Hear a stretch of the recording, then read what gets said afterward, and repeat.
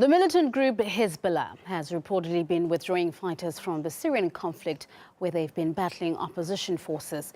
According to some estimates, more than 10,000 Hezbollah soldiers have been involved in the conflict. RT's Paula Slayer looks now at the group's role in the Syrian war and its position in the Arab world. Remember this war? Hezbollah fired almost 4,000 rockets into Israel. 7 years on, the group has tripled its missile arsenal, prompting Washington to say the group has more missiles than most governments in the world. They had some 15,000 missiles, long-range missiles before that. Now, according to evaluates of the Israeli intelligence, they have more than 50,000.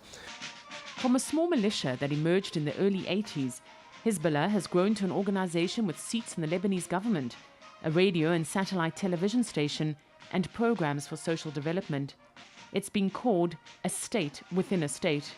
Hezbollah is a very interesting combination. It's not just a political party and not just a resistance group, but a combination of both. They have a political wing, a military wing, and an economic wing. It built a very respectful place in South Lebanon and in the places where the Shia are living in Lebanon. The movement runs hospitals, clinics, schools, as well as agricultural centers that provide farmers with technical assistance and training. It supports families of fighters who die in battle. But hostility to Israel is the party's defining platform, especially since May 2000, when the last Israeli troops left Lebanon, largely because of the success of Hezbollah fighters. But whereas Hezbollah's popularity peaked then, opinion over the organization is divided.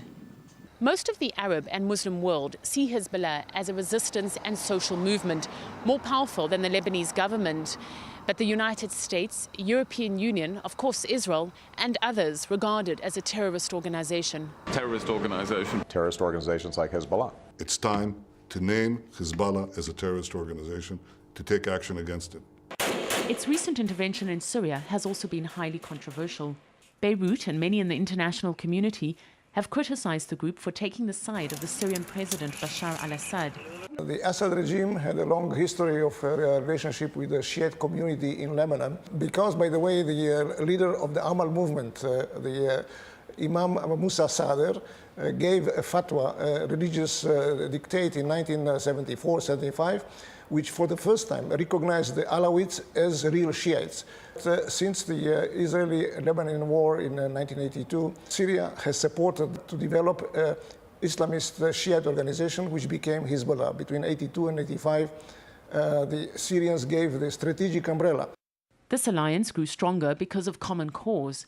It's kept Iraq from becoming the predominant regional power and stopped Israel's efforts to bring Lebanon into its orbit. What I can tell you is that Syria is a key element in an axis of resistance. This is why no one knows for sure how an American aggression against Syria might play out eventually. Not even the Americans, who have been pushing for an intervention.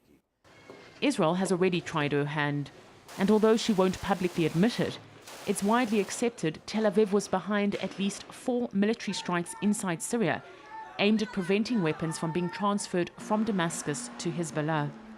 In a shift from her usual non-committal public stance, Tel Aviv also recently called for Assad to be toppled.